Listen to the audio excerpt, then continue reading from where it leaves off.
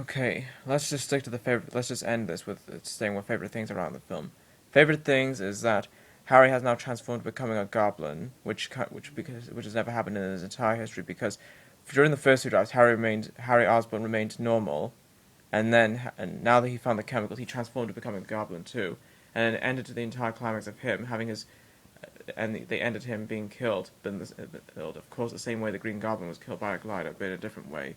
Each kind of story element kind of reveals a misdirection of how the Sandman was Ben Parker's killer instead, and of course, it was revealed that it was a misdirection. That it was merely an accident, and it reveals that he's merely an innocent, and he's just an innocent person in desperation to save his daughter, which I think it was too late already. While after Spidey beat him in the suit in the beneath the railway scene, you know when he first formed in the black suited Spidey in his black suited Spidey appearance, and that's how he funneled an entire water through him. So yeah, and his transformation from we have him still as regular human and then transformed to a sand. Pete's evolution of how in the first two films he's just like he the first film he has his entire origins begin with him wearing glasses, powerless, and a spider bit him, and when he begins and is testing his newfound spider powers. He doesn't need the glass anymore. He tests them out. He dons up a suit, plots vengeance on anybody on the one that kills on the crook that killed his uncle. Then he takes responsibility to protect him, so becoming Spider-Man, which of course, despite the transformation from the first film suit to this film suit, which kind of looks like age restriction, age ideal. Second film, his Black Time Spider-Man suit's a continuation, only to render powerless. Then, and he dons back wearing glasses. Then his powers granted back and continues fighting. Third film, he becomes more violent and venom bonds in his body, and because symbiotes are categorized as aliens in the comics and stuff, Peter Parker it's like a parasite possessing Peter Parker. It's kind of like the old Alien Parasite storyline, trying to possess Peter Parker, and the violence and causing him to become too much violent and attack and hurt anybody he refuses to hurt. It's that kind of thing. And then he got twisted back. Yeah. So this, and despite how it's given mixed reviews and didn't think it was and despite how no matter how critics think it wasn't the best film, I think it is partially good. It is partially good. But as good as in like giving it a 10 is it's like a 8.9 out of 10, which is like 1.1 close. 1.1 close out of 10. So 8.9, yeah.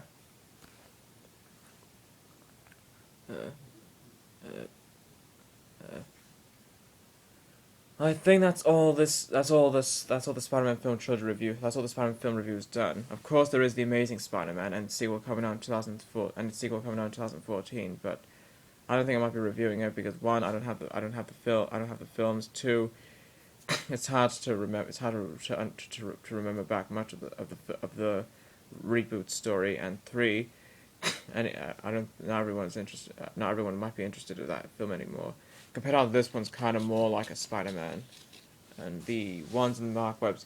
Yes, the first film played certain origins as Batman Begins. Yes, the reboot played certain origins as Batman Begins, and how it starts with the young Peter Parker and his parents died in a plane crash, which I think was because of Dr. Connors. The Dr. Connor, as in the one played with Rise fans, and who becomes a lizard in that. Who becomes a lizard in that. And it kind of repeats the flashbacks with the present Peter Parker, which you know by Tom McGuire's replacement, with whom you know is Tom McGuire's replacement, Andrew Garfield. Then the flashbacks to the young Peter Parker and stuff.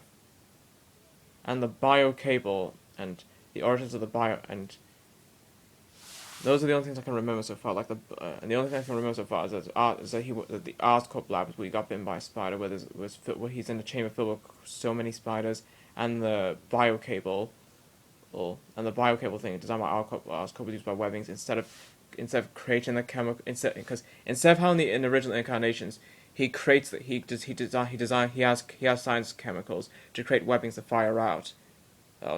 This film series Sam Raimi directed when the spider bit him it comes out webbings can now come out of his wrists. If you saw a white pattern coming out of it, and instead of needing the tools to do that, it can instantly fire it can fire from his wrists. And in the Mark Webb series, I call it Mark Webb because that way we know the directors to represent the series directed by these respective directors. Sam Raimi's series and the one with Andrew Garfield in it, Mark Webb series. It's the biocable and Oscorp.